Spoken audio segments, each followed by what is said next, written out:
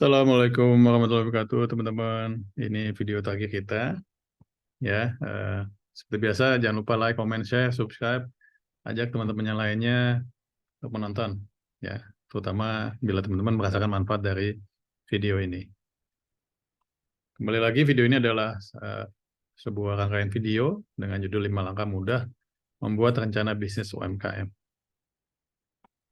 Ya, kita sudah bahas di video yang pertama, memahami pandangan kewirausahaan, membangun fondasi usaha, melakukan analisa pasar, membuat strategi penjualan, dan terakhir adalah membuat strategi pemasaran.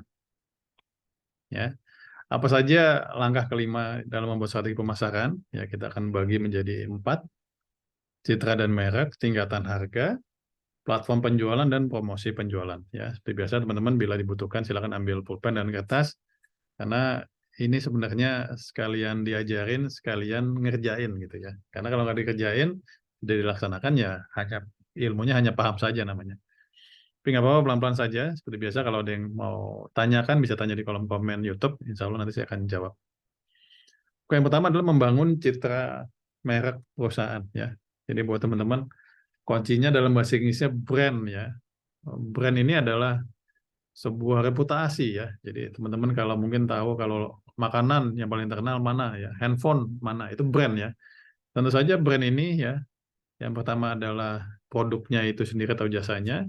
Nah, yang kedua, jangan lupa juga manajemennya. Ya, kita akan membahas di slide ini brand, ya, ataupun citra merek ya. Kalau bahasa Inggrisnya itu brand image ya, dari seorang pengusaha dan juga usahanya sendiri.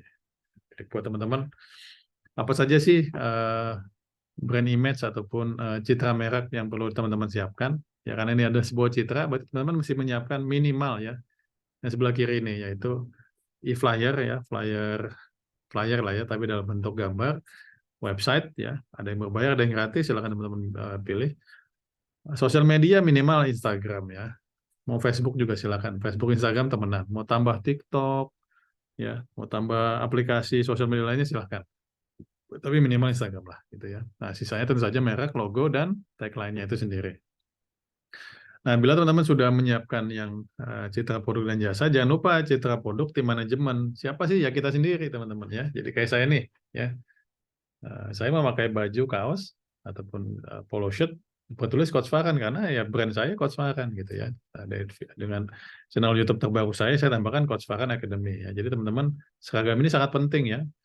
Baik pada saat menghadapi konsumen, baik teman-teman sedang melakukan kegiatan dengan pemerintahan, diundang oleh akademisi dan lain-lainnya ya. Pakailah seragam teman-teman. Nah, seragamnya ya boleh dalam bentuk polo, boleh dalam bentuk kemeja, jaket, terserah ya. Tapi seragam ini secara tidak langsung memperlihatkan teman-teman serius dalam usahanya, dalam bisnisnya gitu. Dan terakhir, ya citra tim manajemen tentu saja pelayanan konsumen dan tentu saja reseller. Bagaimana kita merespon, bagaimana kita membantu konsumen bila ada kendala dan hal-hal lainnya ya. Jadi buat teman-teman di slide ini silahkan teman-teman siapkan ya apa saja sih yang perlu teman-teman lakukan untuk meningkatkan citra produk dan jasanya dan juga citra tim manajemen ataupun bisa dibilang ownernya itu sendiri ya.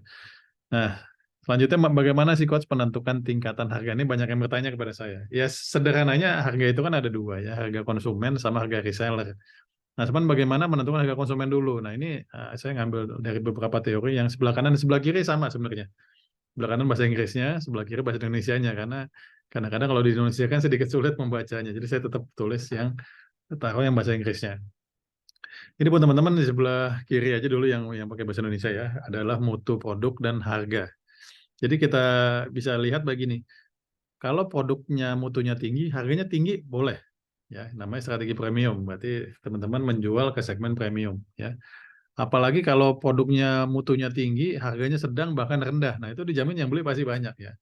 Tapi ingat, harga rendah itu tidak berarti marginnya tidak ada ya. Jadi teman-teman hanya mengurangkan marginnya agar muncul persepsi, wah ini dia produknya bagus, enak, keren, tapi harganya terjangkau bahkan murah. Nah, kalau teman-teman dapat itu, insya Allah yang beli banyak. Gitu ya.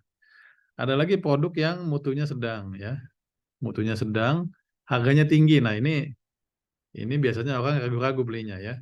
Tapi kalau mutunya sedang, harganya sedang mungkin masih oke ya. Harganya produknya mutunya produknya sedang, harganya rendah, Nah, ini lebih baik ya.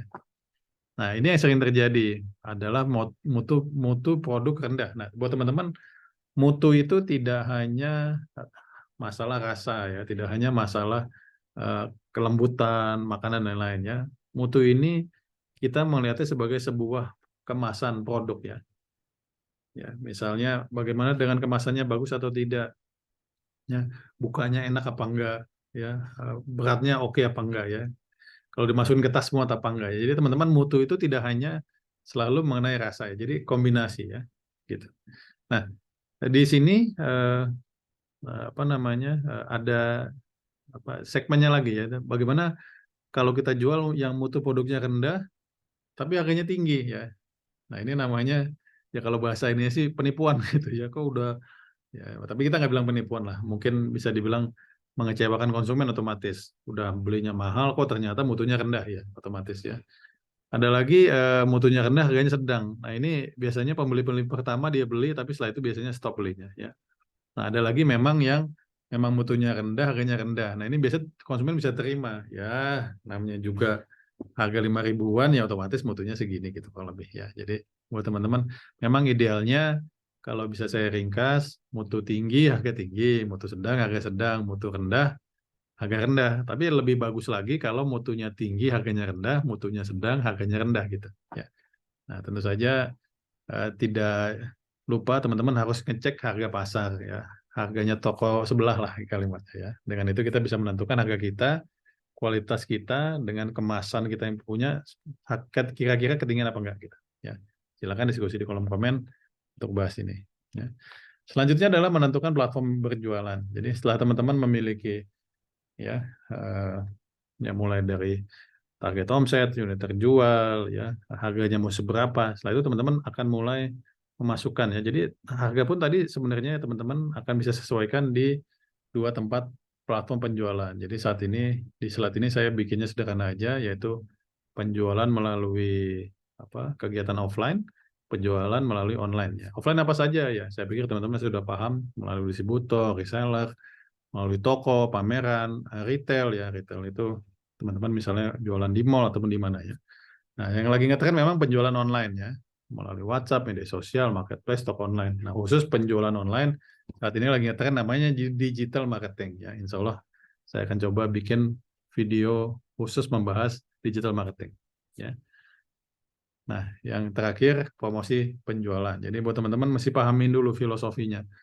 Kenapa sih saya melakukan promosi penjualan? Karena dengan tidak melakukan promosi penjualan, kok kayaknya penjualannya sudah mentok gitu ya. Misalnya setiap hari kita jualannya 10, 20, 10, 20, kok nggak naik-naik nih. Pada saat itu terjadi, teman-teman silakan melakukan promosi penjualan gitu ya.